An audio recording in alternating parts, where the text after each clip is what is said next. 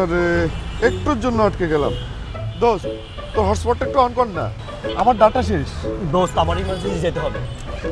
দোস্ত, প্রজেক্টটা এক্ষুনি সাবমিট করতে হবে। তুই একটু ম্যানেজ করে নে, গেলাম। আরে আজীব তো।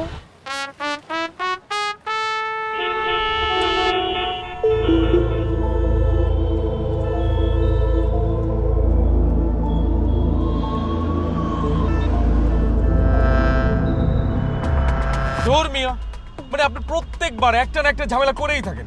আগে থেকে গ্যাসটা ভরে রাখলে কি হইতো বলেন তো আমাকে? ভাইয়া 5 বছর পর দেশে আসতেছে, আমাকে বলছিল এয়ারপোর্টে গিয়ে রিসিভ করার জন্য। ওনার কাছে কি বাংলাদেশের কোনো সিম আছে যে আমি ফোন করে বলবো আপনি ভাই অপেক্ষা করেন? ধ্যাৎ তেরি।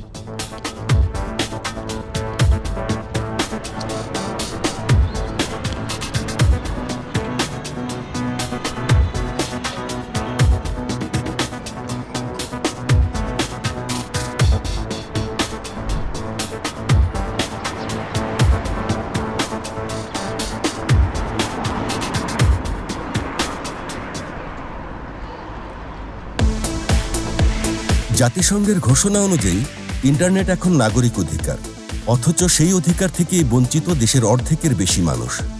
বিএনপি সরকার পরিচালনার সুযোগ পেলে স্কুল, কলেজ, অফিস, গ্রামীণ ডিজিটাল সেন্টার, হাসপাতাল, রেল স্টেশন, এয়ারপোর্ট সহ নির্দিষ্ট জনবহুল স্থানে বিনামূল্যে ইন্টারনেট দেবে।